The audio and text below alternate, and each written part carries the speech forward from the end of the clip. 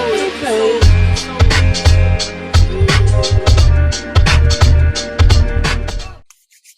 right. Well, what's good with y'all boys, man? We're back with another episode of the Beyond the Field podcast. I am one of your hosts, Denny Jr. I'm here with my boys. We back with another banger, y'all boys. Appreciate y'all boys. Subscribe, show, all that good stuff. We got. Yes, sir. J-Man TV, you feel me? J-Man. Yes, sir. We got an action-filled episode for you guys today. But first, just talk about some sports, things we saw around the NFL today. You sent some earlier in the group chat about Cam Newton, being on the scenery of the Miami Dolphins. Baby. I don't know. Hey, bro, I didn't say nothing to nobody. I was like, bro, what if Cam Newton? In my head, what if Cam Newton signed with the Dolphins? Just thinking, you know what I'm saying? And then I get a rumor saying, he's in the facility. Man. The Dolphins. And then on top of that, Tyreek Hill tweeted like that.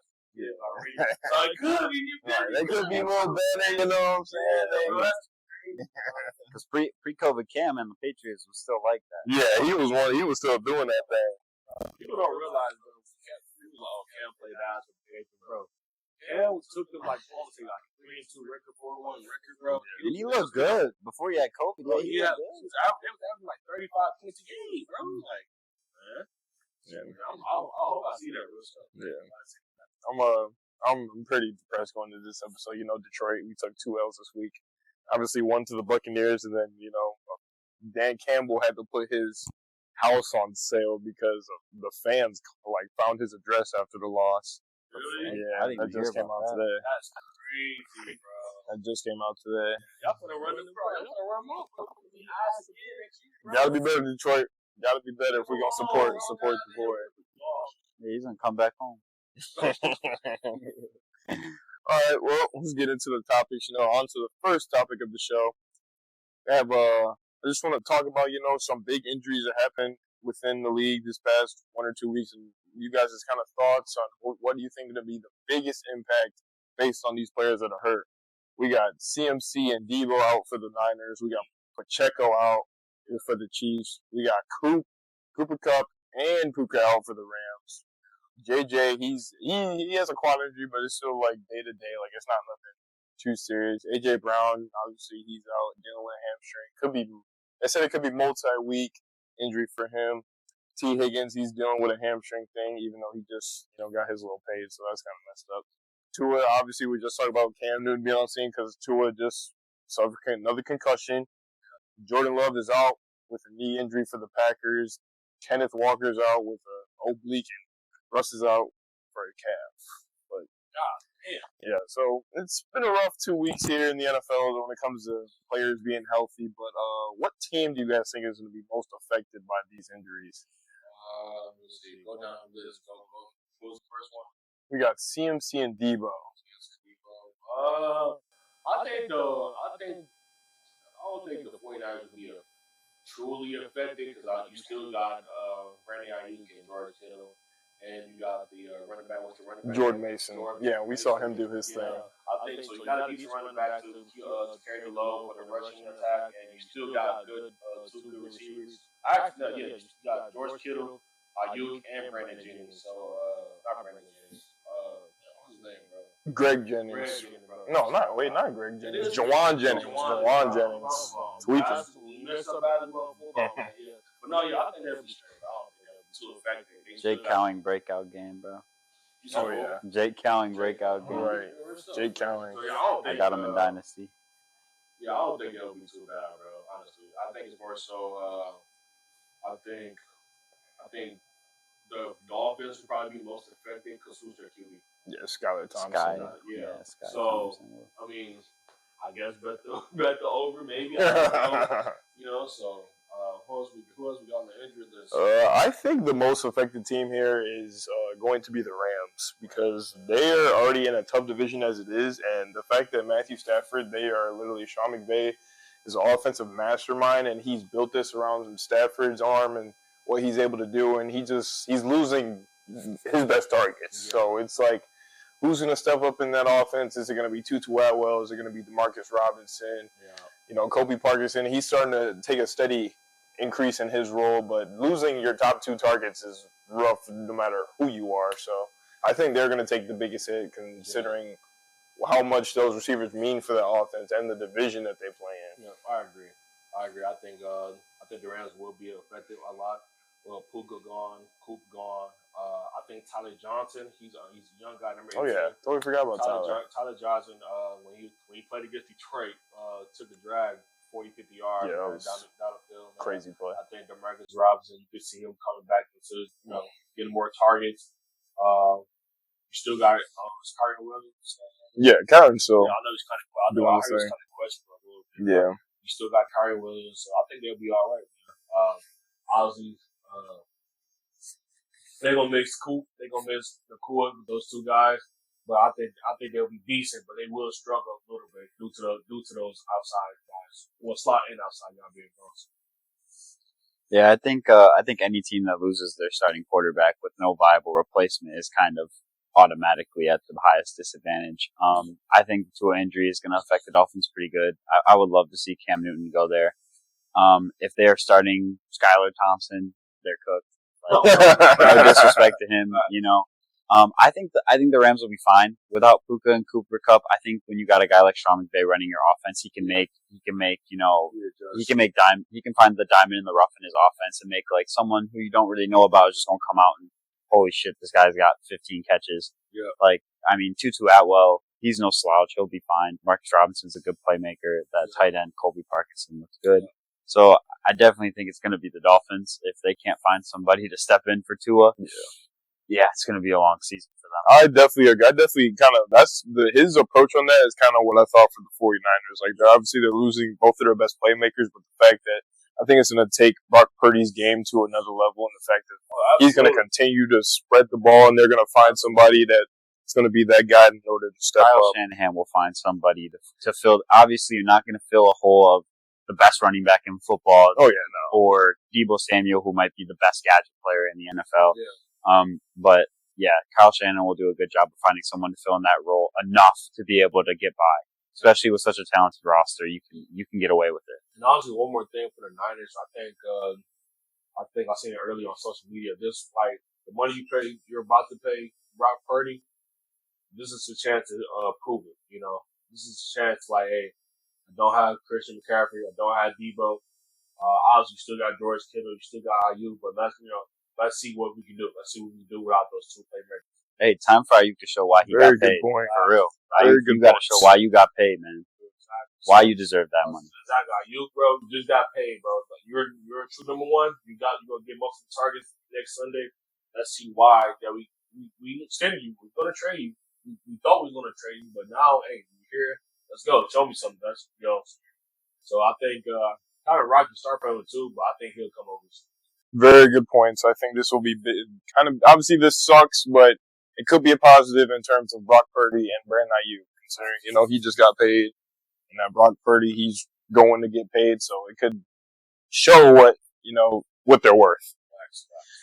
All right, on to the next topic. We got a little game which is kind of new to what we've been doing. I got a little guessing game for you boys. So I have 15 receivers here, and you guys have 3 strikes. The topic being, name me the rookie wide receivers who have hit over 1,000 yards in their rookie year. And the earliest person that did this is dating all the way back to 2006. You each have 3. You can either work together and have 5 strikes, or you can take 3 strikes each and make it a competition. I have a list. I have the list of the receivers. Yeah, you have to guess. So we're going against each other. This is testing just straight ball knowledge. Oh. Yeah. Oh, that was Cartoon Network. Hey, man. Work together, you would go against. I think it'd be interesting to go against each other, man. Test the ball knowledge. Ball knowledge is who wants the first pick? Are we starting from now? Yeah, it's the most recent is from 2023 to goes all the way back to 2006. That is where number 15 was. I'll let you go first. Hold on, I want to recheck real quick just to make sure I'm not wrong. Yes, The number 15 guy played in 2006. Are we? So we gotta go in order, or No, you don't have to. I'm just letting you know that's how far back You it just gotta goes. pick someone And who's then on the whatever, list. on there, so we can have the same answer too. No. Nah. Well, if you say it and you get it right, he can't say Yeah. I'd go Reese Booker. it. Okay, that's one. Justin Jefferson. Okay, hold on a second. Let me put you got guys' it, right, just so I'm familiar on who is named. All right, back to you, Reese. Rookie wide receiver. To hit over 1,000 yards in the rookie season. Jamar. Yep. Ooh, I'm going Reese. I gotta go Reese. Can't guard Mike. Yes, MT is on this list. My boy. Of course I know that. Damn, bro. I'm going through the years too, Yeah. bro. I'm going through the years.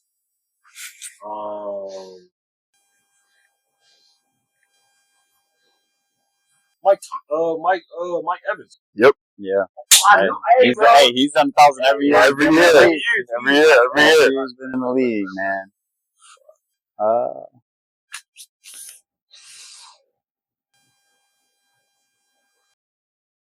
I feel like you guys are overthinking. Garrett Wilson did it, right? Yes, Garrett Wilson's up there. Did it. This is name guys like are fucking ballers. Yeah. Ballers. At the receiver position, I came in and they was a dog. Like they put up those numbers. OBJ. Yep. I knew it. After that hit. Because listen, I remember his first 3 games he was hurt. First 2 or first 3 games he was hurt, and then he just and that's the thing. He played 14 games and was still able to do it. Yeah. I'm going to go with the same draft of player I just named, and I'm going to go Chris Olave. Yes, sir. My boy. I had to take the 2 Saints players on it. Yeah. Wait, hold on. So you have, let's see if you guys can clear this. You have 1, 2, 3, 4, 5, 6, 7 names left. 7 names. Shit, you guys don't have any strikes either, so you could clear this. We're cooking a little bit. Bro, I don't remember who came in 06, bro. Bro, I know I'm getting, bro. I'm not even going to touch that because I don't remember who came up. No, I'm gonna get the strike regardless. No, I want to say Take a shot. No, I don't think he had a thought. Fuck it, I'm gonna say Deshaun Jackson. No, that is strike one for you. I knew it because he came in 08, so I'm like, yeah. Calvin Johnson. No, he didn't do 1,000 his first year for real. No, he probably had like 9. That is strike one for the both of you. Damn. Oh, I'm gonna get cooked. Damn, bro. Damn, he really didn't get it. Yeah, he had to be at like 970. My girl was not like that. I was watching football, but I was still watching cartoons and other shit too, bro. You got hard. Let's go. I have 2 names in mind. Kelvin Benjamin? Yes, sir. Hey, that's a ball knowledge call right there. Hey, bro, that's a ball knowledge call right there. I know I'm watching football. Bro, Kelvin Benjamin. He was one of the ones. Oh, first preseason, bro, he was balling with Cam Newton, and then he just went back. That was a ball knowledge call right there. That was Cook, Reese, Cook. Yeah. How many do we got that are like that are recent? Yeah. We still got. It depends on what you say recent is. In the past, like 5 years. You got 2. 2 more? Did DK do it? No. I didn't think so. It's sounding. I ain't like it I didn't think he did, but I thought I'd just throw the name out there. I didn't think he did, though. Yeah. No. I was going to say Amon-Ra, but it's not him. No, it's not Amon-Ra. Because now Amon-Ra, he had 900 his first season. Or 800 his first season. Crap.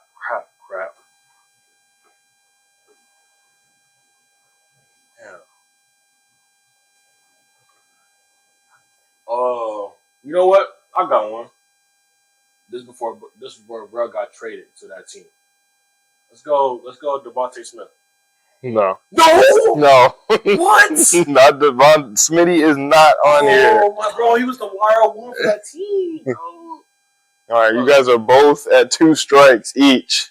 All right, but let me see. Let's go. Do you have the ice, J-Man?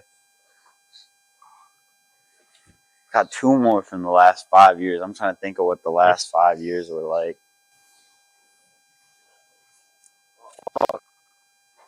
These are not really gimmies, so it's like I wouldn't like put it past you.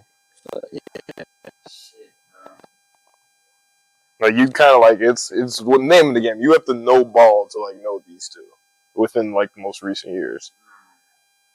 I have another name, but I feel like I'm not gonna get it, bro. I really have 2 names I can think of. I have 2 names.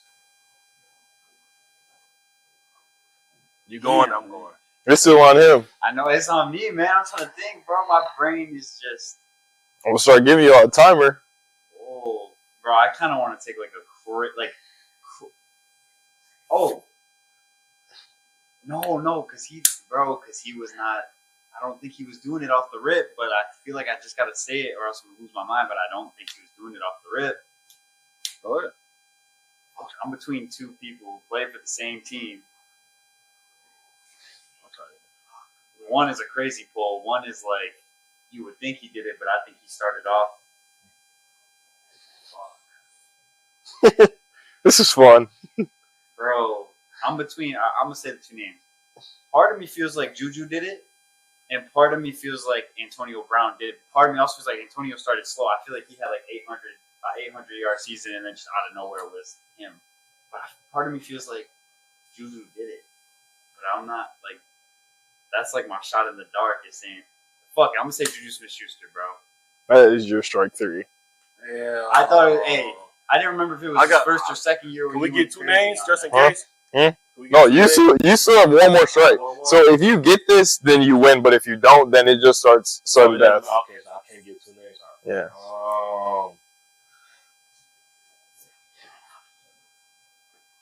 Damn, was it his sophomore year then where he had the 1,000-yard season? I think it was. Yeah, AB started cooking us. No, I'm saying Juju. Oh, Juju. Because Juju had that year when AB. I'm sorry, laying down a timer. She got 15 seconds. 15 seconds.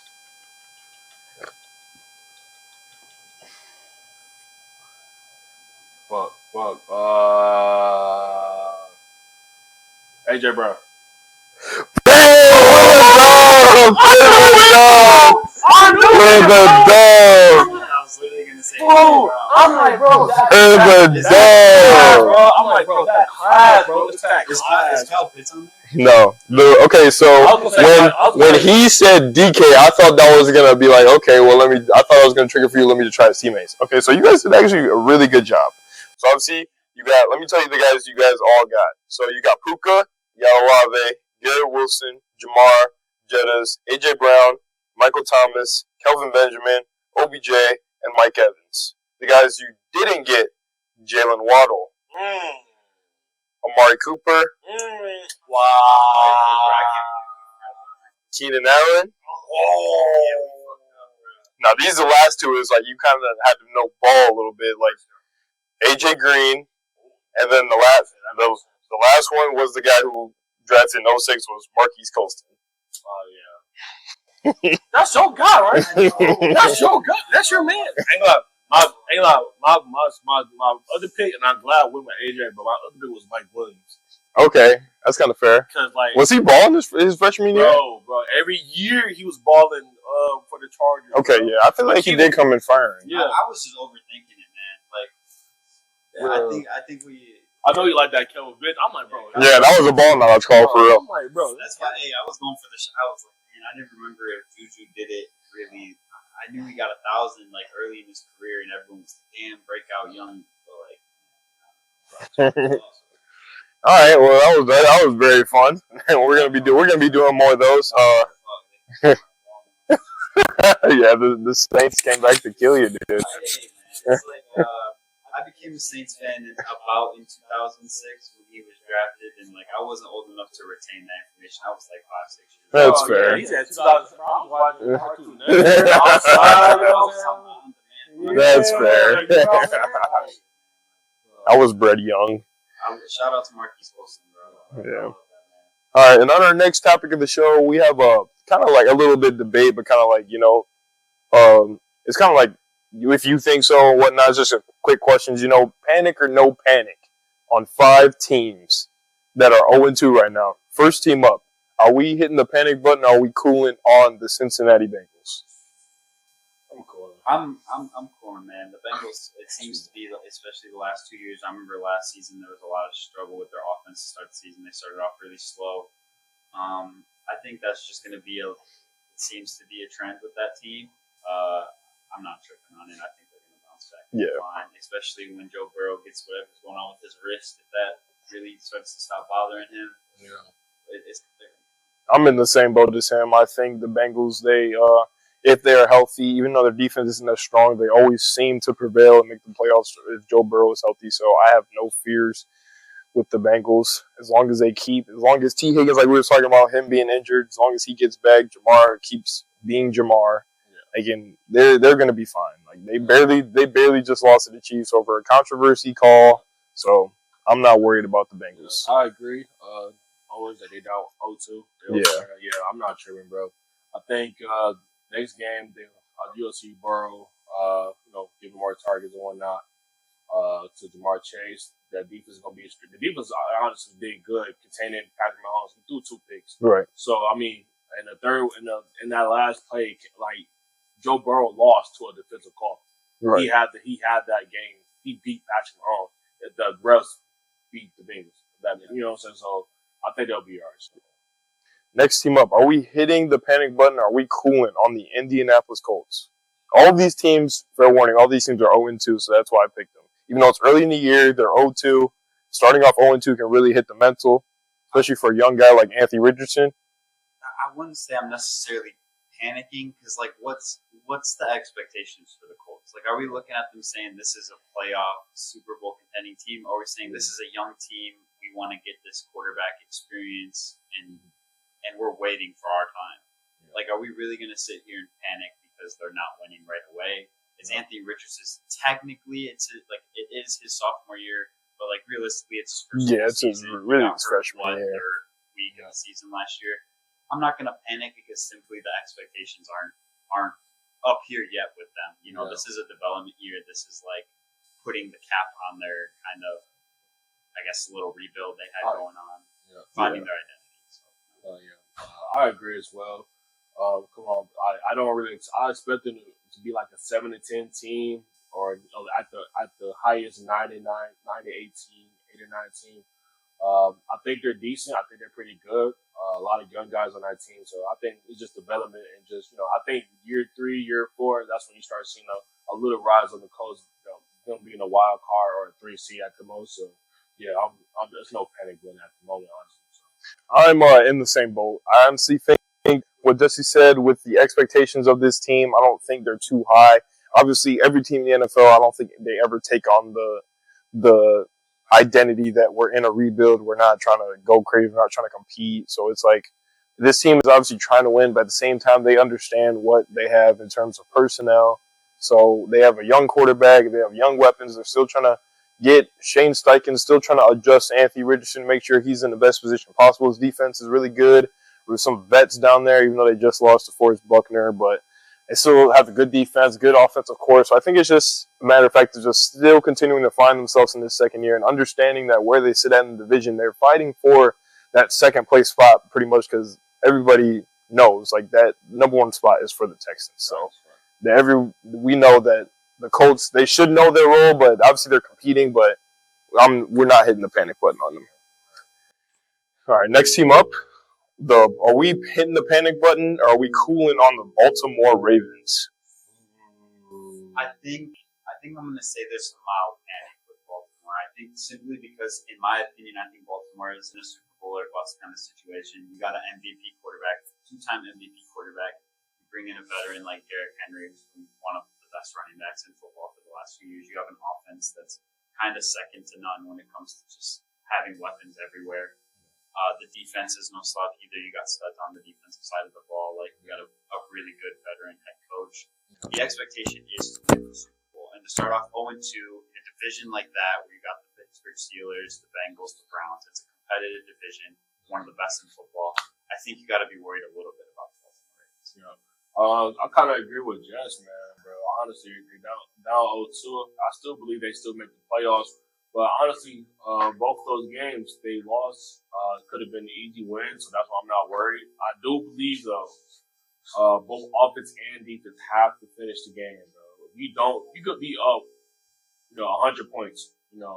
Obviously, realistically speaking, you should be winning, but you will be up, and you can easily lose the game if you're complacent. You're in the National Football League, man. Everybody's a pro. Everybody's fast. Anybody can come back anytime, bro. So they got to finish games. They got to be able to come in hot, start faster, just go. So I agree with Jess. I'm a little worried, but I think they'll make the playoffs. I think they'll get it roast. I'm in total agreement with you guys, but I think I am fully hitting the panic button on the Ravens because the matter of fact is you're 0-2, and like you just said, the division that they play in, it's a powerhouse. You can't afford to be losing games. Like, obviously, week 1 against the Chiefs, it's the Chiefs. You understand it. But coming into week 2, I'm pretty sure it was at home against the Vegas Raiders, and you lost. You're a heavy favorite, considering the Raiders are a bottom tier. Everybody had them as a bottom tier team in terms of where they were going to be at this year, and you come in and you lose at home to them.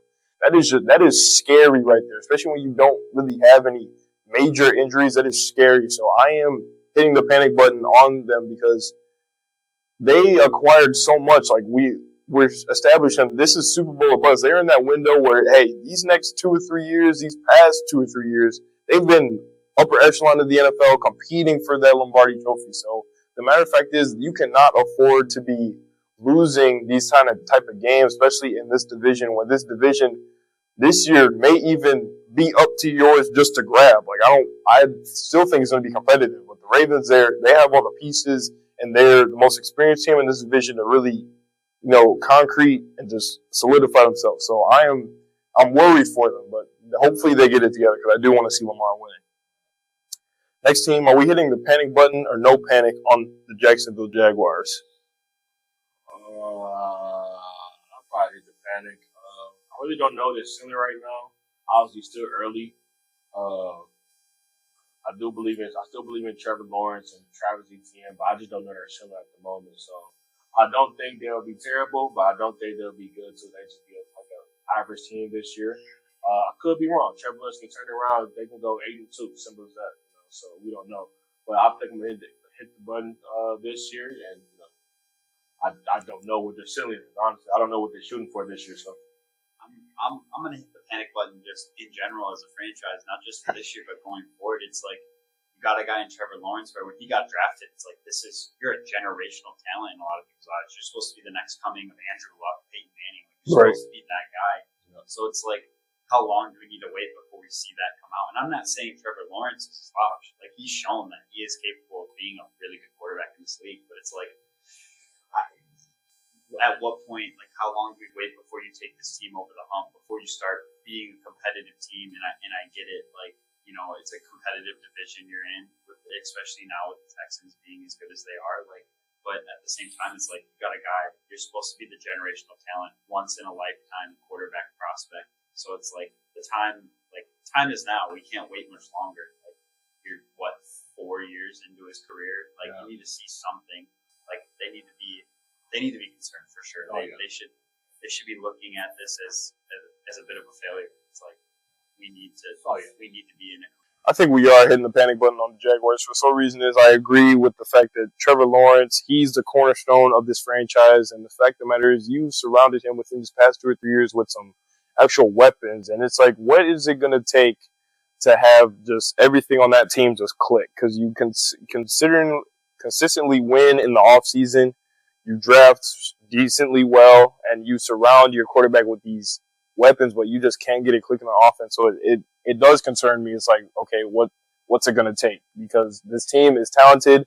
They are running for second in the division. They could be giving the Texans a run for their money. So it's like something has to click within the coaching staff or the general management where it's like, hey, we got to get something going because we know what type of team we are, a competitive team.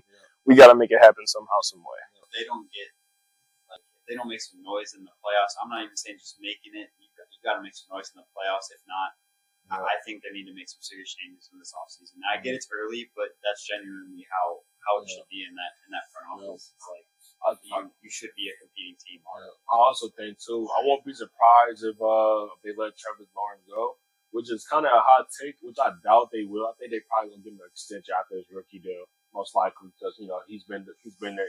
He's their franchise quarterback. So, but I also won't be surprised if they don't sign him. They franchise tag him, have him play on a franchise tag, and I just don't think.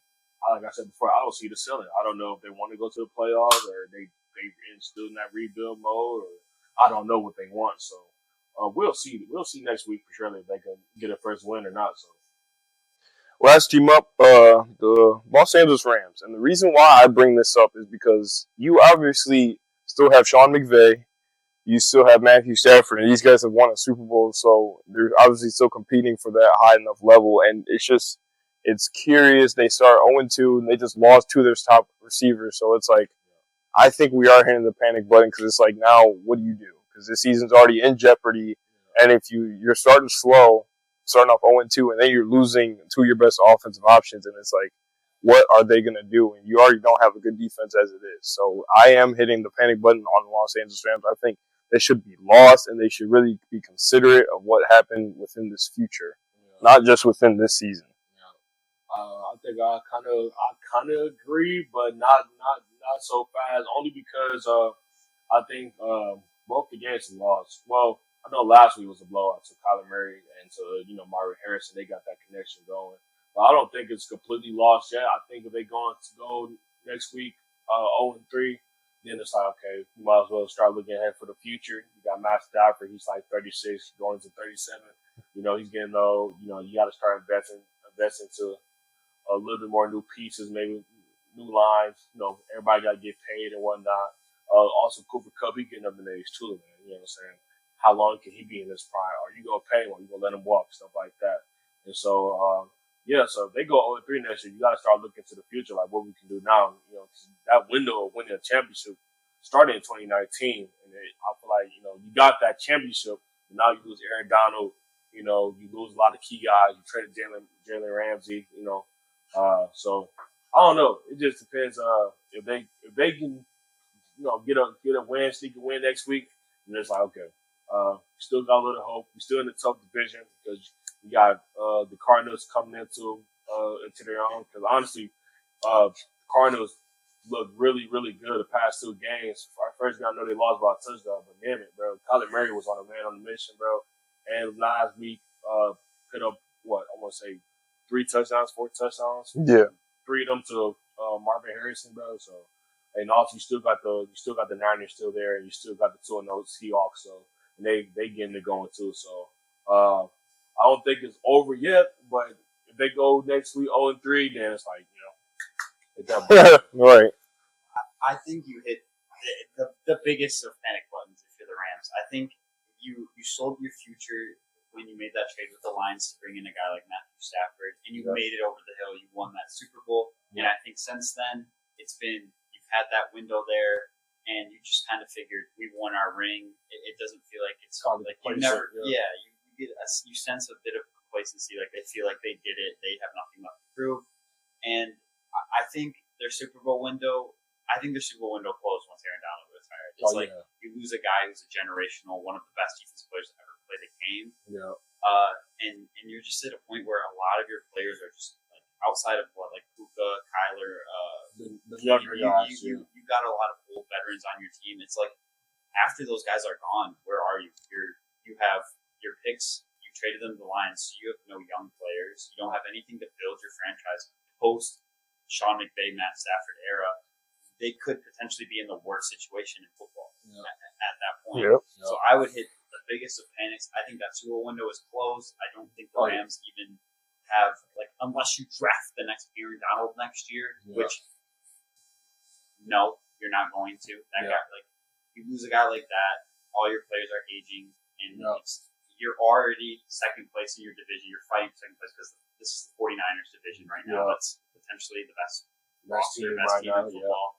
So yeah, I'm panicking if I'm the Rams, and I'm honestly, it could be a hot take over exaggeration, but I might consider selling the house for assets to try and squander up some type of future, or else you're going to be bad for a long time. Also, too, one thing I want to point out, you saying trying to draft the next Aaron Donald. It's hard trying to draft the next Aaron Donald due to the fact that development at the time it was different. He was with the St. Louis Rams, so the development was probably different and whatnot to get what he was at now. You can't draft a guy last year. There's no replacements for that.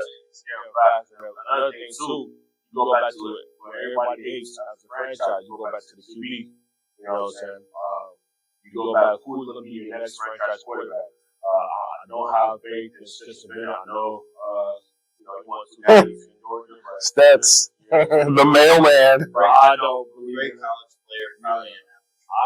I don't believe in him. I don't believe in him as the next franchise QB. So now you're not going like, okay, who's going to be our next college QB? Who is going to be from our next franchise QB from college? And I just don't think that they're ready for that. I don't think. Well, I'm not going to say they're ready for that. Yeah, Sean McVay, but it's more so like you got to go through that whole process again. Another rookie. But give them understand the game faster, understand how to read defense or disguise defense, things of that nature. I think Sean McVay could prepare for that. Maybe I'm not sure, but I don't think at the moment they're trying to, look for that next franchise QB. But eventually, it's like Matt Stafford pushes 40. Right. You got to start scouting somebody soon. Especially with the way he plays, how he's tough, and he's just dealing with all these injuries. Obviously, you don't want it to happen. So basically, that's why I want to attach that Aaron Donald thing. Because now you kind of potentially in the next maybe year or two, you may be looking to get a QB from the draft. You know what I'm saying? Especially if you're doing bad, probably the top 5. So Basically, if you're a Rams fan, be prepared for a very long time. I will be smiling at home. I don't window for sure. Because you didn't deserve that Super Bowl in the first place. Talk about when they did the Rams. The Rams did y'all run the Saints? That's cool, and I cannot wait to watch you suffer and be a perennial terrible team for the next decade. That's crazy. All right, on to our next game. Kind of a little activity. I got a little draft set up for us, man. So the topic of this draft is play all these players. I have to have 5 years of experience or under. So you're gonna get 2 quarterbacks, 3 running backs, 3 receivers, and 2 tight ends. It's gonna be drafts. It's gonna be snake draft. Now, who would like the first decision at the number that they get? I do my research or not? Huh? I got a list right here. List of people. Yeah, I got a little makeshift draft for it. Yeah, you can either do our ball knowledge or you got the paper. I can't say it. Huh? I can't say it or you can say it. Yeah, this is gonna be live draft. So, you know what, Reese? You're pick a number 1 through 3. Wait, that was dumb for me to ask you. What number do you want? Give me one. I'll go 1. Siri, pick a number 1 through 3. Okay, I said 1 through 3. She gave me 95. Siri, pick a number 1 through 3. Oh, she gave me 73. Okay. All right, Yeah, go ahead, bro. Give me together. Because I got the wheel in check for the pick order, but. Oh, is that what are we doing pick order right now? Yeah, that's what I was trying to get whose number. Pick a number from 1 through 3. 3. All right, so J-Man, you get to decide what you want, or you want to spin the wheel for your pick. I'll spin the wheel for my pick. All right, let's see where you're gonna be at. All right, you were second. Okay. So you got the second pick? Yeah. All right, so Reese, this is your wheel spin. Decide if you get the first or the third pick. Respin. It was a 2. What is it? 2? 0. You want to just count that as 1? Yeah, we'll just count that as 1. So you got the 1-on-1, Reese. Now you don't have to pick quarterback, but Let's get what's the player? So if you look here, the top thing, those are where your quarterbacks or your running backs. Sorry for my chicken scratch.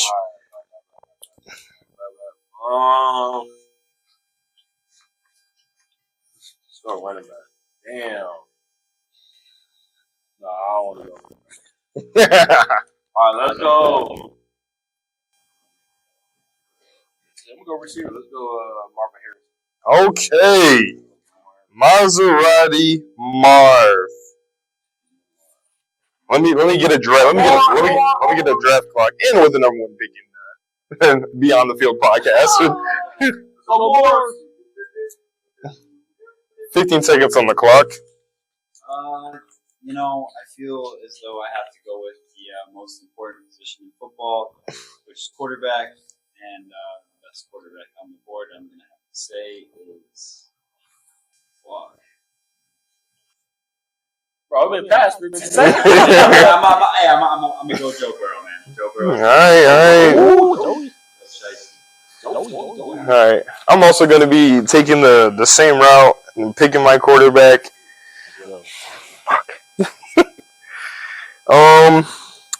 With my pick, I'm going to be taking Jordan Love. Actually, no, Jalen Hurts. Jalen Hurts.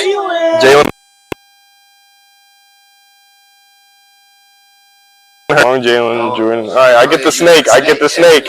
All right, so to pair him, I'm going to go get his number one option, and in doing so, I will be getting Jamar Chase.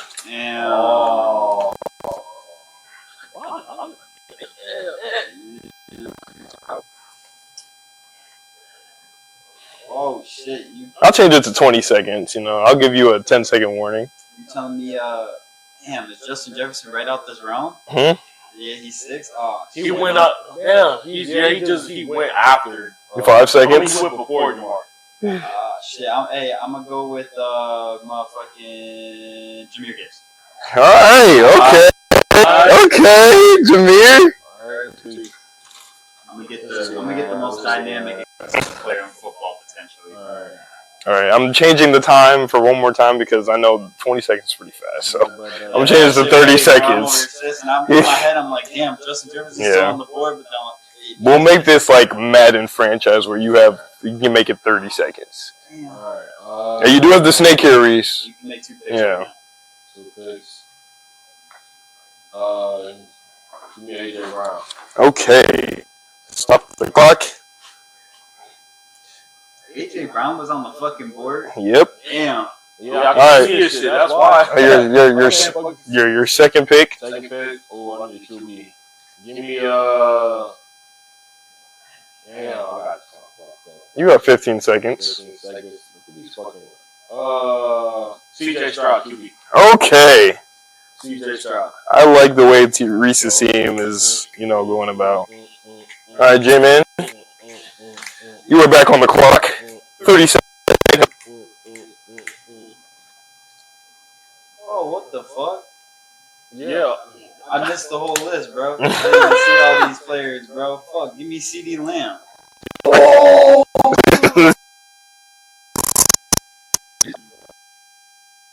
I'm talking about the real young motherfuckers. Okay, well, I'm not even going to hit the timer because I know who I'm taking. I'm just going to pair Jamar with his college buddy, and I'm going to be taking Justin Jefferson. I asked if Justin Jefferson was the cutoff, and you said yeah. What do you mean? He came in. Yeah, he came in a year before. No, because I asked when I had my pick. I said, "Is Justin Jefferson on the cutoff?" Because I didn't see him on the list, and you said yeah. So that's why I would have took with my first. Oh, okay. Wait, but no. Huh? I didn't know. How many years ago? No, he's in this window. That's why I asked. I thought you asked if he was in this realm. No, like if he was in the draft. That's what I meant. Yeah. You said no, so I was like, oh, well, fuck, I'm panicking. Because in my head, I was like, I'm taking Jamar. No, I apologize. Gibbs off my shit with Justin. Yeah, he was 2020. Yeah, so he's here. Oh, yeah. Okay. Damn. I want to pick the new. I can't see shit. I couldn't see that shit. I can see the ones in pen. Bro, I'm like, what the fuck? He hiding shit. That's why he was. No. That's what I had. Because when I made that CD pick, I saw JJ right in there. I'm like, I thought he said Justin Jefferson wasn't in the draft. All right, go ahead. Okay. Well, now I'm completely just confuzzled. Your boy's on the board, man. Yeah, but I need somebody that's really gonna win on the outside.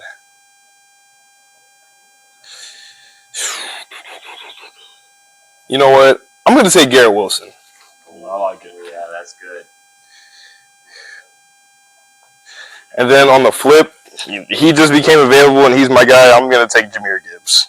Yeah. So we get what? Is it 2 receivers? Huh? 2 receivers? It's 3 receivers. 3 receivers. So, J-Man, you have 1 more receiver to go. So do you, Reese. And you guys still have both your backup quarterbacks How to many go. receivers we got? Huh? How many receivers we got? You get 3 receivers and you have 2. Ooh, All right, J-Man, 30 seconds is on the clock. I'm going to take...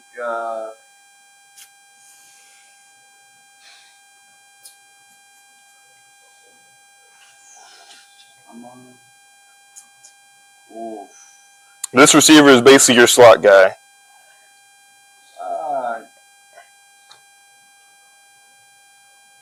Go ahead and give me Debo Samuel. Okay, Debo. I need some versatility on my offense. All right, Reese. 30 seconds is on the clock. I need a running back, bro. I need a running back. Give me Pacheco. Okay. Pacheco easy. Yeah, give me Pacheco. We get 2 running backs. There's 3 running backs. 3 running backs. You on your second pick? Who the fuck is BR? Huh? Who the fuck is BR? Brian Robinson. Robinson. Some of those guys I shouldn't have put on there, but I just was writing down everything from the draft. All right, give me James Cook. Okay, James Cook. What? You take my pick. This hurts my soul, man. But you know what? Never mind. What? I'm gonna take Jonathan Taylor. Okay. Right. I didn't even see him. What the fuck? JT. I didn't even see him. I'm glad I didn't have to make the pick. That was gonna hurt my soul, man. Well, I already know who I'm taking here. My third receiver, I'm going to make it Amon-Ra St. Brown. All right, there you go. And then for the flip, okay. Obviously, going to think about my running back here. I don't need to resume this, really, because I know who I'm taking. I'm going to take my second running back. I'm going to take Breece Hall. Breezy. I guess I'm going to be taking the pick that's going to hurt my soul, man. Am I? Yeah, I'm going to take my second running back. I'm going to take Bijan Robinson. B-Jizzy. That hurts my soul as a Saints fan, but hey, dude's a baller. Fuck the Falcons, he's a baller. All right, let me go. I'm going to go tight end. I want it. Let's go to First tight end. Let's go, Mr. Pitts. Kyle Pitts. Okay. All right, we get 1 tight end. Huh? No, you get 2 tight ends. 2 tight ends. All right. Well, yeah, I'm gonna cheat. Give me Brock Bowers. Bowers. Okay. Okay. Give me Brock Sorry, Bowers. fuck that. I don't even gotta look at this shit, man. Give me Sam Laporta. Laporta. Woo! All right, I'm gonna take my tight end here as well. I'm gonna take Dalton Kincaid. Yeah, that's nice. There you go. I like that. And here I'm gonna be taking my second quarterback. I'm so sick you took Brock Bowers. I would have the most versatile offense in the league with Debo and Brock Bowers. My second quarterback is going to be. I'm gonna take Jordan Love. I like it. Even though he is a Packer, I do find him tremendously talented. I like it. I'm just not even going to use the I time. like it. I like it. Pretty quick. Jordan Love. No, I'm gonna go. J-Man, you still have another running back, your second tight end, and your second quarterback. I took the receipt. Oh yeah, I did. That's right. Shit, I'm gonna go ahead and I'm gonna get Trey McBride off the board, man. Okay, what a duo. Tight end.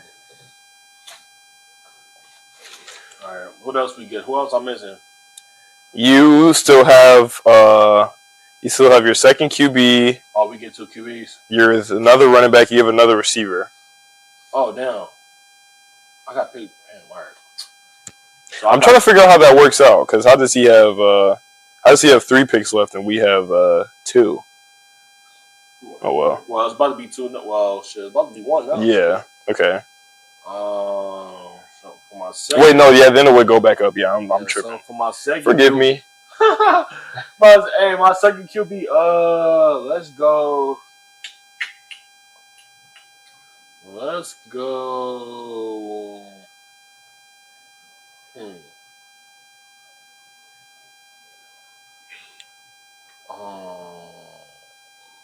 This is kind of. It's not hard, but it's no. Justin Herbert. Yep. Herbo. Herbert. He hit it so slick too. I'm like, damn, this shit hard. All right, let's go Justin Herbert, and then I need a running back. You need a running back and a receiver. What receivers we got? So my slot. Yeah, this is your slot. No, I'll look at. No, I ain't gonna take it. I see him right here. No, so wait. So what's my outside? Your outside is Marvin Harrison Jr. and AJ Brown. Oh, I might cheat with my slot. I ain't gonna lie to you. Or no, honey. Let me go DK. Okay, that is a big lineup. I'm not gonna lie to you, big on big, but that is a big lineup. Bro, 4-3, nigga. 4-3. I want to say, man, I'm sorry, Chris. I'm sorry. You're not taking him? Who you taking? I already have to. Yeah, you're a 3 receiver. You can't take. Oh, you want me to take? That's what you trying to take me? I ain't gonna take him. Undrafted is gonna hurt my soul, man. But yeah, I'm sorry, Chris Olave, man. I didn't mean it, but I'm gonna go ahead and take. I need a running back and a quarterback. Yeah. Y'all already took your quarterback, so I don't even need to worry about somebody taking my pick. So I'm gonna go ahead and take Kenny. K9. I like it. Okay. So I just need my running back and my second tight end. There's a dog ass running back that I almost took until I realized Kenny was just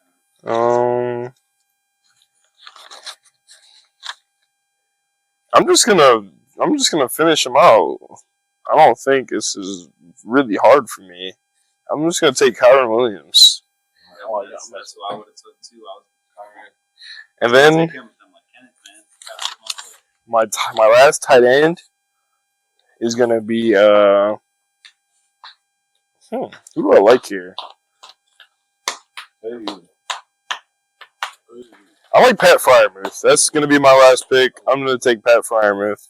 I don't know. I don't think I gotta look at this sheet for quarterback because I'm a big fan of this guy, so you won't even see the field. Actually, you probably would see the field to show bro. I'm gonna go with my boy. Rock Purdy. I love you, Spencer. All right, Reese, this is your last running back. Yeah, running back. Still some good ones out there.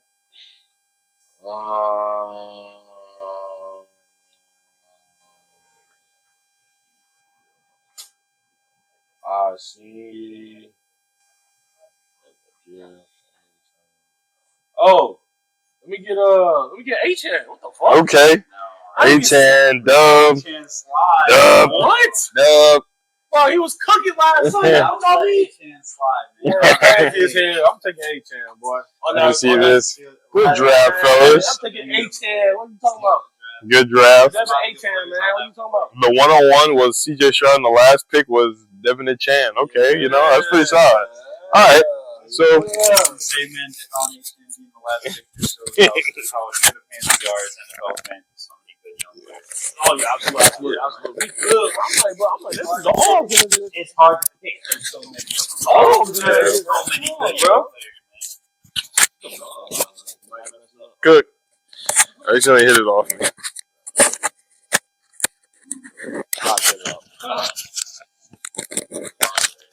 All right, here we go. All right. And by you listeners and watchers, you can rate in the comments who has the best team. Team 1K. At the helm, leading his team is Mr. CJ Stroud.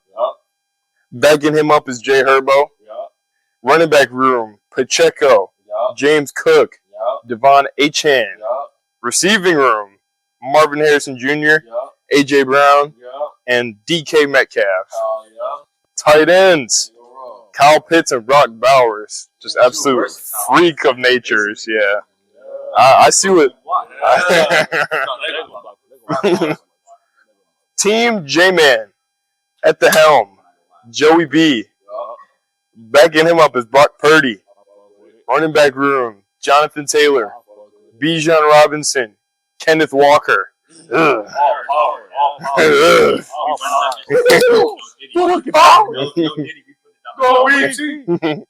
Receiver room.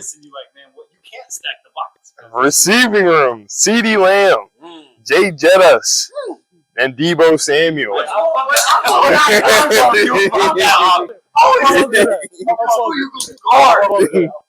Tight end room, Sammy Laporta and Trey McBride. Team VJ at the helm. I have Jalen Hurts, my guy. QB2, Jordan Love. Love it. Running back room, Jahmyr Gibbs, Breece Hall, and Kyron Williams. Receiver room, Jamar Chase, Garrett Wilson, Amon-Ra St. Brown. Tight end room, Dalton Kincaid and Pat Freiermuth. I love my team because I feel like it's so versatile. Like I can get down there and run the read option. Jalen Hurts and Jahmyr Gibbs. Your team comes down to who the fuck the center. Yeah. That's just small. Fuck with it. You know what I'm saying? That was fun. We putting up 60 on it. How you stop my team? How you stop a team like that? Is CD and Jettas. That is very tough. That's cool. Now, listen, next week do a defensive one. Okay, defensive draft. Okay. All right. On the next topic of the show, the final topic of the show, we're gonna, mix in a little bit of bets and parlays. If you guys have some, I know I have a few locks that I just looked. Do we want to touch on our breaking news that we want to talk about? We can tap into it. Basketball. We want to talk about we can real quickly talk Hey, about that. and real quick, we are not just a football podcast. This is the only thing going on. Basketball will be included soon enough. Next month, man. And you guys believe at the end of this podcast, I got the topic that we need to talk about. Oh, yeah, for sure. Some shit that happened this weekend. For sure. So, go ahead. We want to go right now, man. Look, I know y'all don't know much, man, but we had two big fight cards this weekend. We had Canelo Alvarez fighting, and we had the Sphere card, Mexican Independence, UFC, I believe 309, UFC Noche, Sean O'Malley versus Merab Dvalishvili. Know very much. They probably didn't watch, but when we get some more experts here, we can conversate. So it'll just be my little spiel real quick. We had the UFC Sphere card from Merab Dvalishvili versus Sean O'Malley. It was hard to watch. My boy Sean O'Malley, he came out looking a little flat. That's not something you see from him. He's got that star power in him. He lives for those moments, and for some reason, he just didn't look like himself. Rob, ruthless, shooting for takedowns, putting the pressure on him. It was hard to watch that. Watch my boy get brutalized. I had some hope in that fifth round when Rob reaching, hit with the body shot. I thought he was trying to just go for that kill. But congrats to Rob, that annoying little short fuck. The UFC is kind of at a point right now where we might be seeing a little bit of a downfall because the champions in this promotion are a world of Bilal Muhammad and Merab Dvalishvili are champions. Man, it's a long day. Those guys are boring as fuck. But anyway, Sean O'Malley's gonna come back. Whatever. And a star was made on that card. Right side of things, Diego Lopez with a fucking performance against Brian Ortega. Beat the fuck out of a really good contender in that division. As for the Canelo fight, not much to talk about. Canelo did what he was supposed to do. Probably should have finished the fight, but whatever. Now we got to see Caleb Plant versus Berlanga, and that's all I got to say on that. I'll keep it quick. I won't talk too much about it. But yeah, it was interesting. Y'all got to start watching it so y'all can talk. I know, bro. I know. I gotta get involved. I don't mind watching. I don't mind watching UFC boxing, bro. I just gotta get to know the personnel. Yeah, but boxing is like, man, it's getting better now. You're gonna see. We're starting to see with Riyadh season, with what they're doing in Saudi Arabia, we're starting to see cards not be so top heavy, where you only care about the main event. Like Caleb Plant just fought on an undercard. Shakur Stevenson was supposed to fight on an undercard, but he got hurt, whatever. So we're seeing main event fighters fight on undercards. Yeah. So that's good. And as for UFC, like I said, it's going to get harder and harder to watch as these wrestlers start to win the belts. Sean O'Malley was an exciting striker. Israel Adesanya, exciting striker. Yeah. Lost their belts. We got Alex Pereira. Alex Pereira is a fun fighter. He's got a fight coming up soon. And we got a banger that we have to talk about next month. Ilya Topuria versus Max Holloway. Yeah. Banger fight. You have not watched UFC. That is a great fight to watch for your first UFC fight. Two fucking dogs just going to scrap it the fuck out. Yeah. Two good boxers. On to the last topic of the day. Obviously our NFL pick'ems. And you got to see if you have some little parlays, because I have two parlays I want to stick in here. Well, not parlays, just some picks I think are most likely to hit. But first game up, Thursday Night Football tomorrow night. Patriots at the Jets. Oh, Patriots at the Jets. Take the money line, Jets. You probably do 150 with Aaron Rodgers. Anytime TD with Brees Hall. I'm taking that money line. Yeah, I'm riding the Jets on that one. I'm going to go Jets money line if you want to bet straight on the game, but if you want to go, into the stats of things, Aaron Rodgers over one touchdown. Odds probably aren't great, but he's going to hit that game. That's one touch. You go get some money, one touchdown, bro. Brees Hall receptions, I like that. I believe it's 3.5. I don't know what the line is. FanDuel, what is it? On DraftKings. I think it's 3.5 on DraftKings. I like that. Garrett Wilson, 40-plus receiving yards. He's hit that 7 out of 9 times. Oh, yeah. So, I mean, I don't know. I'm not much of a I'm not much of a bettor, but I like to keep it with the locks. Yeah. Things that you can play it safe. I would definitely bet on this Jets offense to put up something. Brees Hall 25 rushing as well. Yeah. If it's allowed, FanDuel, all the parlay else like the lock stuff. So bet on that as well. So. Yeah. It ain't no stress. We don't got to do this for everyone. It's just, just wanted to have some. If you just had some locks just to throw. I know I only have 2 locks out of all these games, and that's actually one from this game. Ramondre Stevenson, I have anytime touchdown because the fact of the matter is last week, the 49ers absolutely ran over this Jets defense and they had a backup running back, and Trent Williams was banged up, so I think Ramondre gets in the end zone. Yeah. Anytime touchdown.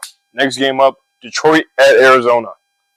You already know what I'm riding with. Honestly, I'm gonna take the money line on Arizona. I think Kyler Murray started hot first 2 games.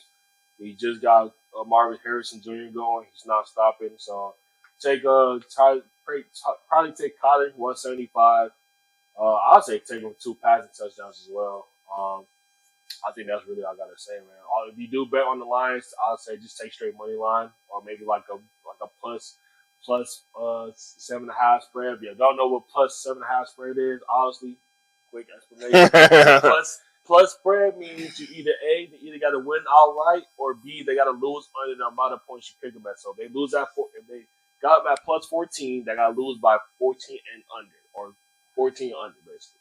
So and if it's a negative spread, they just got to win by how many points you got them at. So if you got them at -5, they got to win by 5 or more. Simple shit like that. So I got Kyler Murray money line. So yeah. I'm just gonna stick to game predictions. That's pretty much my motive. There's some games where I'll have some props in my head that I know are almost a lock, but in this game I don't really have anything. So I would have to say, as much as I love the Lions, it's a hard game to call. I think the Cardinals are going to start off hot, continue their hot streak. I think the Lions are going to face adversity this year, considering it's the first time they've had high expectations where people are looking at them as genuine Super Bowl contenders. Yep. So I think some adversity will be good for this team. So I'm going to have to say the Cardinals take it. Yep. Next game up, LA Chargers at the Pittsburgh Steelers. I have the Chargers coming in and winning this game. You know what? I'll take Chargers money line. I think they'll win. I think Steelers, their defense is holding them really like they hold it on very well. They doing a good job, but also too, defense can only do so much if that offense not doing what they're supposed to do, not putting up points on the board. I think they only scored like 26 points in the past. No, like They only scored points. one touchdown or Yeah, so. one touchdown. So yeah. Don't get me wrong. Defense is doing great, but you know they can do so much. So, and I think Jim Harbaugh's still gonna be hot. You still know they're doing a good job down with the team. So take the money line over for Chargers. Best some overs. I'm gonna have to agree. I'm gonna say the Chargers, and a thing that I like in this game is if Quentin Johnston's receptions prop hasn't been adjusted. If it's still, I believe it's been on DraftKings for the whole season. It's been at like 2.5, and Chargers are desperate to find their wide receiver one. He had a bit of a coming out party last week. As much as the jokes, touchdowns. I partook in the jokes of saying Quentin Johnston's not good. The guy got drafted high for a reason. He's got some talent. They're desperate to find their wide receiver one. I expect Justin Herbert to try to get the ball in his hands. So if his prop is still set at a reasonable thing, up 2.5, whatever it was at, maybe even 3.5, I would think about taking that. I would maybe bet the over on receptions.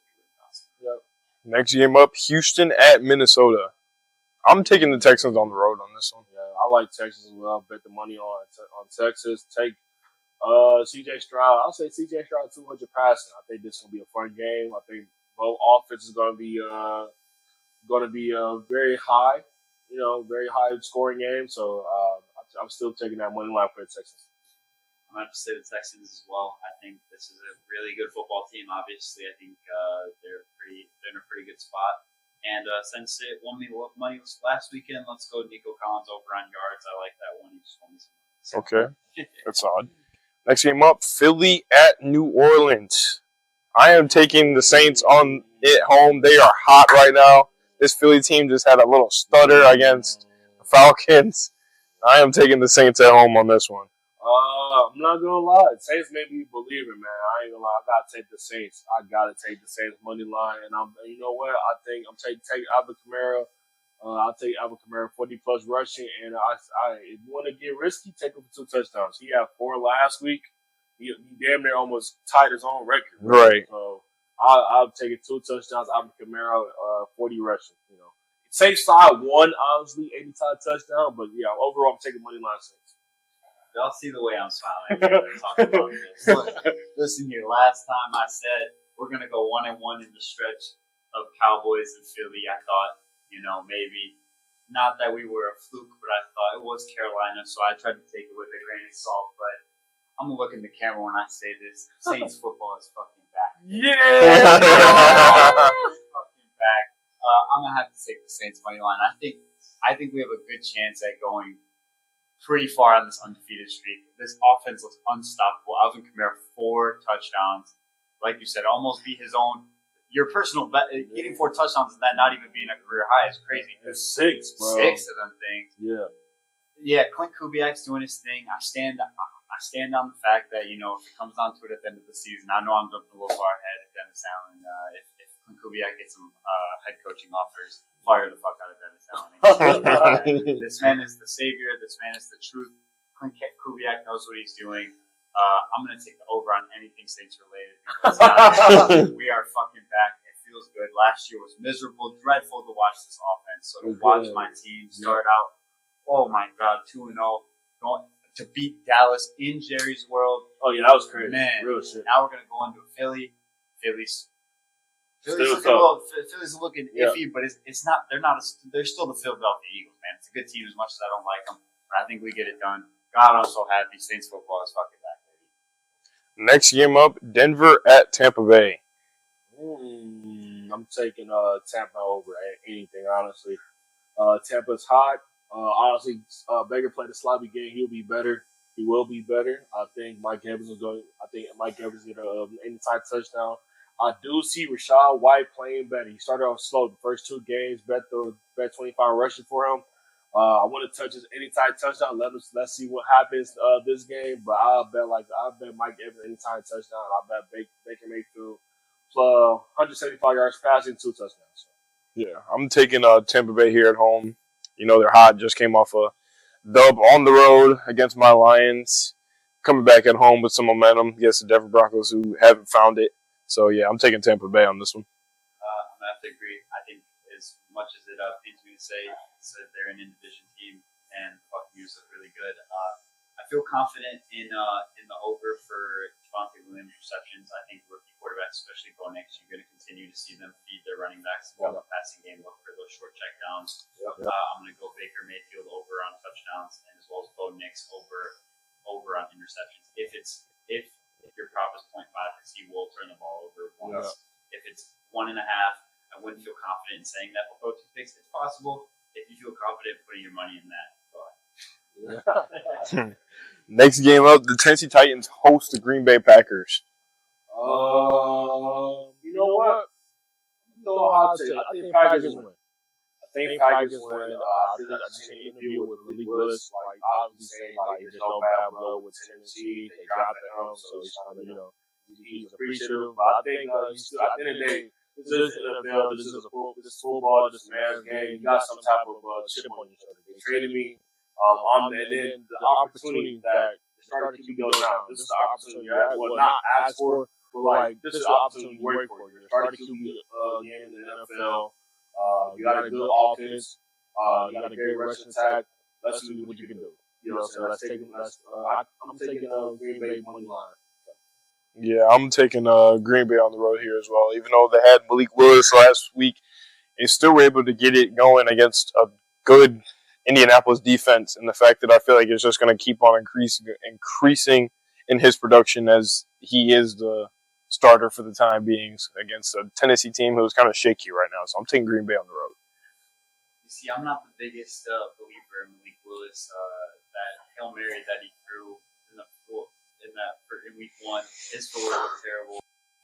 Quarterback. So I had a little bit of I had a little bit of doubt in him being able to get this team to win games, but considering it's his old team, NFL is a script. The storyline is written. Malik Willis gets his revenge in Tennessee. Next game up, we have the New York Giants headed to Cleveland to play the Browns. Honestly, bro, I don't think Deshaun watches it. Come on, it's the fucking Giants, bro. Come on. Come on, all these weapons. Jerry Jeudy, Amari Cooper, Elijah Moore, you got Jerome Ford, David, bro, no. I think it's going to be a tough battle still. I think the Giants are trying to get their first win. No, they won at 1, right? No, they're 0-2. Yeah. I think they trying to get their first win. But I think I'm still taking Browns. Yeah, I don't have anything to say about this game. I think this is just going to be water under the bridge. I'm taking the Browns. I would say this is going to be a hard game to watch. I think we're going to see some. This game will take the award for worst quarterback play of any NFL game in the season. It's going to be hard to watch the infamous matchup of Daniel Jones versus potentially washed Deshaun Watson. And I think the Browns defense is super good. And Daniel Jones sucks. So. Next game up, we have Chicago headed to Indianapolis. Honestly, I'm taking Chicago on the road. I think this is a game where Caleb Williams really gets it clicking. I believe he should be getting Keenan Allen back this week, and Rome should be getting back to 100%. So I think they will get it clicking against this Indianapolis defense. I'm taking Chicago. I think this is a fun game. I like that matchup. Two young quarterbacks get to go after it. Two young, fun teams in general just get to go after it. I think this Chicago Bears defense is really good. I think Caleb Williams, like I said, I'm not worried about Caleb Williams. This kind of slow-ish start to the season he's having, where he's having these not so glamorous performances. I think he gets over the hump and makes a little bit of a statement. Got Chicago. I think they're in dire need of the QB1 to start playing like a QB1. Obviously, he's still young, still learning, but I think it's time for him. Okay, you got the weapons now. Let's see what you can do now. Are you truly the number 1 pick? I'm not like too sort of him being. He's not terrible. I do think he got to get that. He's still in that college mentality. He's still in that. I'm running around stuff like that. He's getting better as the weeks go by. So I'm still taking Chicago Bears. Next game up, we have the Carolina Panthers visiting the Las Vegas Raiders. I'm gonna see. Yeah, I might be first 18. 17. 17. Oh, that shows, man. Like my ball. Yeah, I'm taking the Raiders money line, but I won't be surprised if you are going to be crazy and bet on the Panthers. Please take their 20. Andy Dalton, starting quarterback. Yeah, I was going to say because if you are going to bet on them, take their 21 plus and a half spread, just in case if they do. I don't think they're going to get blown out, but I don't think they're going to win. I think it's more competitive. Yeah, Dalton at quarterback. Yeah, so veteran that won't make as many mistakes. Yeah, but also too, let's be fair. Off topic though, I do think the Panthers organization has failed Bryce Young. For you to bench him after 20 games already, 19 games, and you just benched him out. That's BS. But that's another topic for another day. But if you bet on, I'm betting the money line on the Raiders. But if you do bet on the Panthers, just take the plus spread. Anything plus spread. Yeah, I don't got anything to say about this. This is an uneven matchup. The Raiders are hot. They're coming off a dub against one of the top 5 teams in the league, so I'm taking the Raiders. Yeah. Next game up, we have the Miami Dolphins visiting the Seattle Seahawks. Honestly, I really don't have anything to say about this game. The Seattle Seahawks, they're at home. They're a hot 2-0 team right now, and the Dolphins, they just lost to us, so I don't see them taking this one on the road. Same thing, not too much. Seahawks wins. I do still take receptions and most likely yards. Still, it's Tyreek Hill. He's still gonna cut up and do what he gotta do. But Seahawks win. Around rushing yards for Skylar Thompson. Yeah, he likes to scramble. Yeah, a little bit of scramble. I don't know his stat line. I'll look at it tonight. But overall, money line Seahawks. This next game up, which I believe is going to be the game of the week, even though it's a 4:30 kickoff, is the Baltimore Ravens visiting the Dallas Cowboys in Dallas. 2 desperate teams. I'm gonna take Ravens money line. I think Lamar, he's been balling. I don't think he's gonna go for an 0-3 situation. I don't believe in that. Will I be surprised if they lose? No, it's the Dallas Cowboys and they at Big Crib. Yeah, it's the Dallas Cowboys. They play at Dallas, so I won't be surprised if they go 0-3. But I don't think they lose. I think they have to. This is a must-win game. You have to win. I'll take it. Baltimore win. Yeah, that's kind of the mentality I think about this game. I think the Ravens knowing they have to win this game. I think this is going to be the game where they get the train going, get the train pushing, get the coal pumping. I got the Ravens on the road. Yep. I'm gonna be honest. I'm gonna have to. I don't see the Dallas Cowboys losing 2 games in a row at home in Gary's world. I can already see it now. The headlines of Lamar Jackson, questions about Lamar Jackson, the Ravens being 0-3. I don't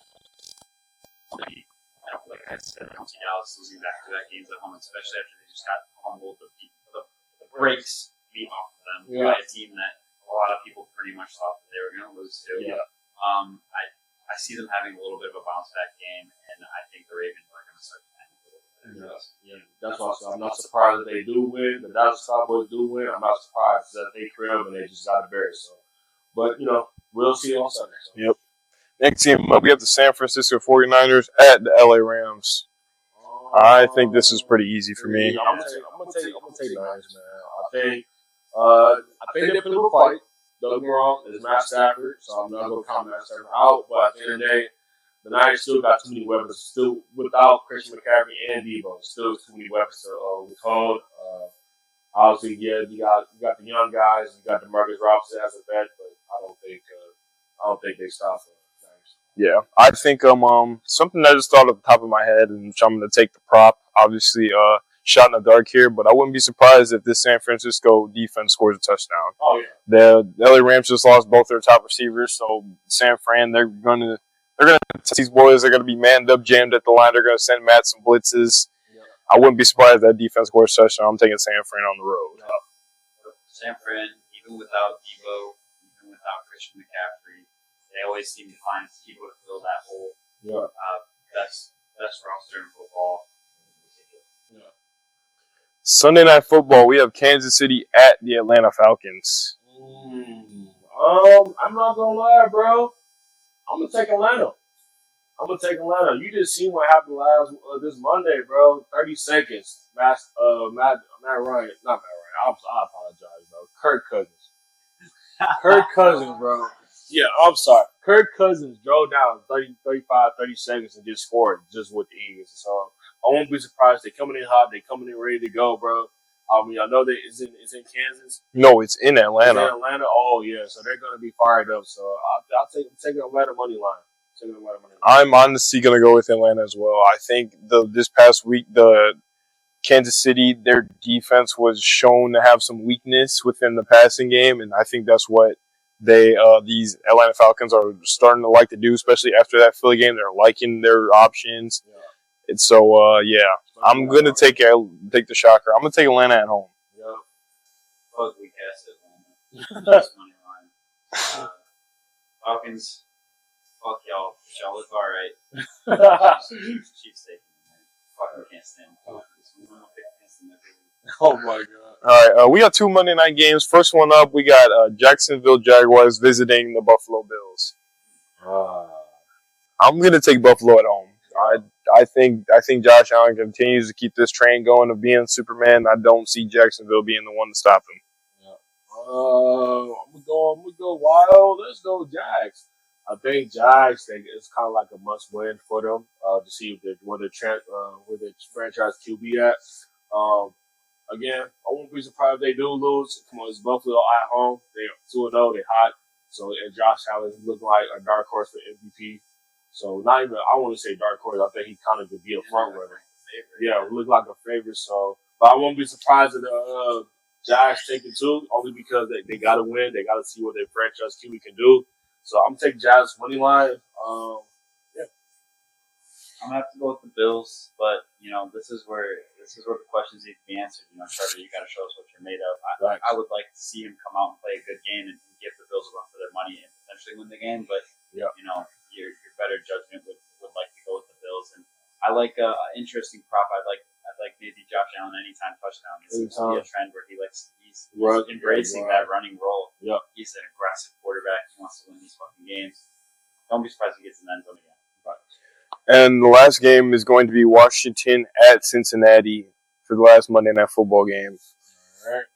I am taking Cincinnati, and I don't think this should even be looked at twice. Yeah. And I'm honestly taking anything over on Joe Burrow passing yards or Jamar Chase receiving yards. Yeah.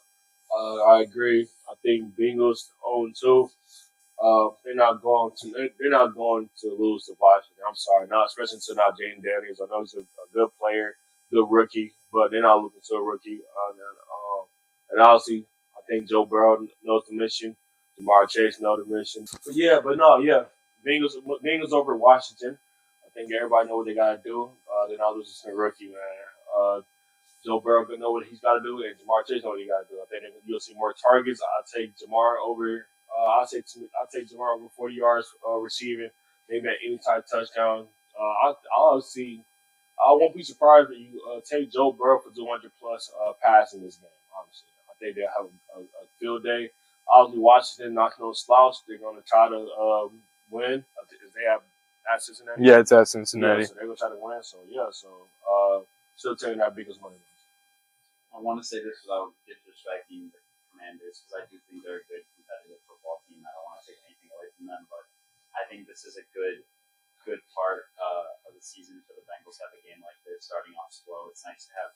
I don't want to be disrespectful. I don't want to say it's an easy game, but it's an easier game for them to be able to get their shit together.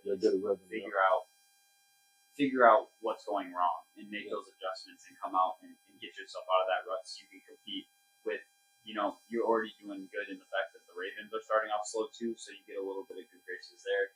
Yep. So you got to come out and fire on all cylinders in this game and try and take advantage of a vulnerable Ravens team to be able to win this division. Yeah. All right. Well, that's going to do it for this episode of the Beyond the Field podcast. Appreciate y'all for tuning in once again, and we will see y'all boys next week. Appreciate your boys. Like, subscribe, share, all that good stuff. Love y'all. Peace. All right.